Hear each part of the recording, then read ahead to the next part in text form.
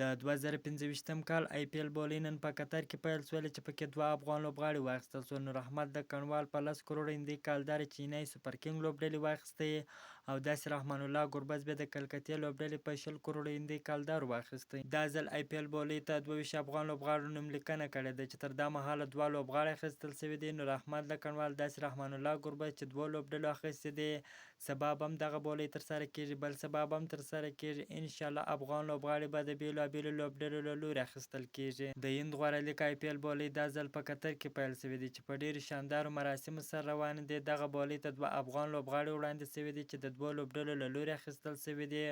خو راشد خان د ګجرات لوبډلې د ځان سره ساتلی دی. په 11 کروړه هندۍ کالدارو د ګجرات لوبډلې سره به لوبیږي.